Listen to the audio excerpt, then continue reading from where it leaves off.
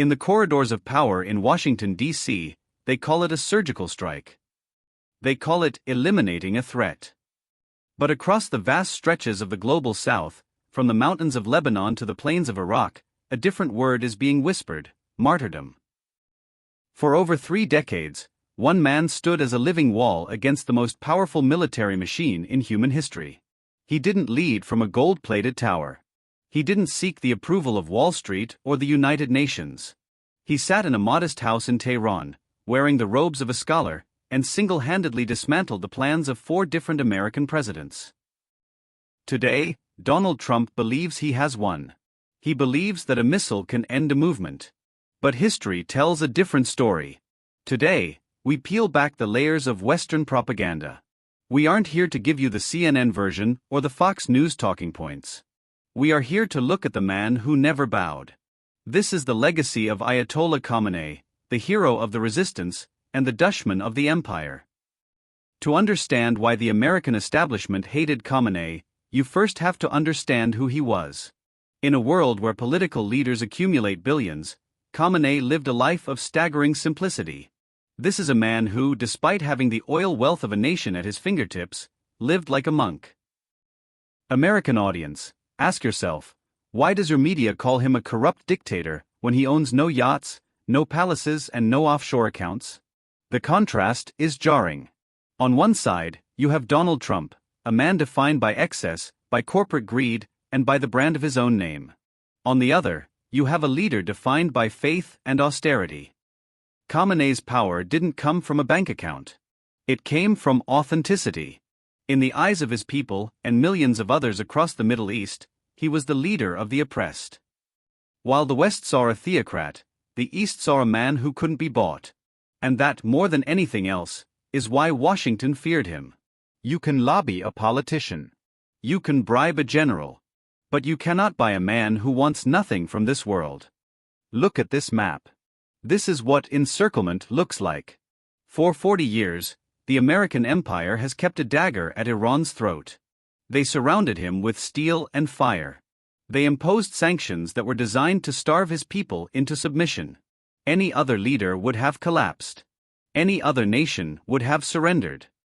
But Khamenei was a master strategist. He knew that if you want to stop a bully, you don't play by the bully's rules. He built the axis of resistance. He didn't build a massive air force that the U.S. could easily blow out of the sky. Instead, he built a network of souls, from Hezbollah to the PMF in Iraq, who were united by one idea: the Middle East belongs to its people, not to Washington. Let's talk about ISIS. The Western media loves to take credit for defeating the caliphate. But who was actually on the ground? While the U.S. was dropping bombs from 30,000 feet, it was Khamenei's advisors and the forces he inspired that were fighting house to house to save Christians, Yazidis, and Muslims from the black flag of terror.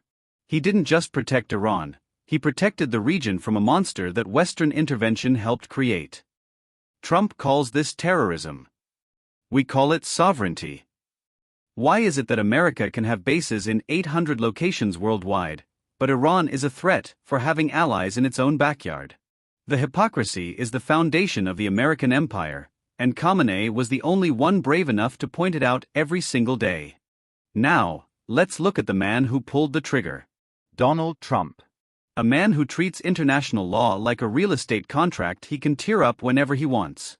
By ordering the assassination of a sovereign leader, Trump has committed the ultimate act of lawlessness. This isn't diplomacy. This is state-sponsored terrorism.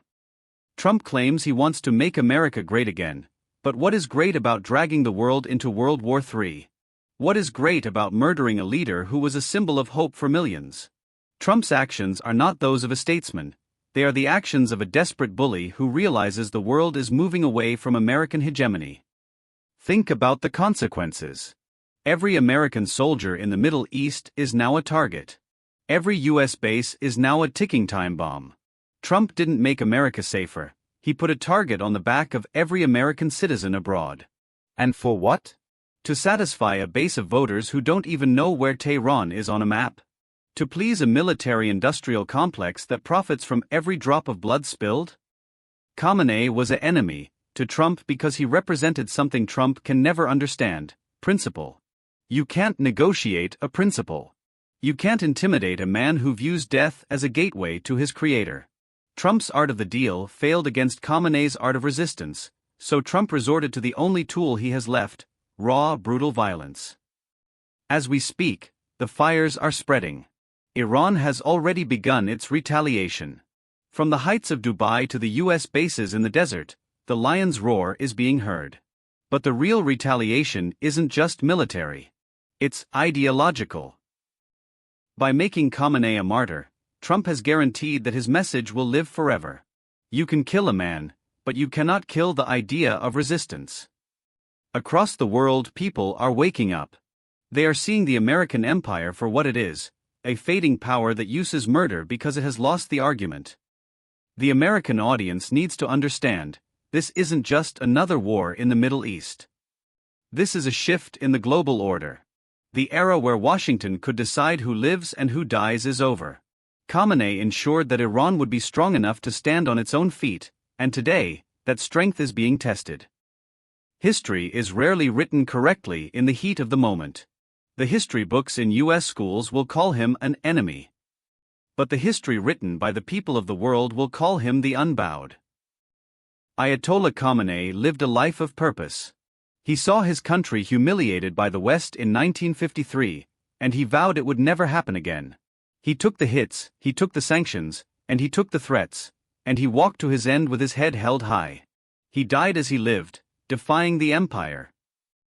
So, as we watch the flames of war rise, we must ask ourselves, was it worth it? Was Trump's ego worth the lives of thousands? Was the assassination of a hero worth the collapse of global peace? Here at the American Brief, we don't follow the herd. We look for the truth behind the smoke. If you want to understand the world through a lens of justice rather than imperialism, you belong here. What do you think? Is Khamenei the hero the world needs to remember, or is Trump's path the only way forward? The comments are yours. Speak your truth.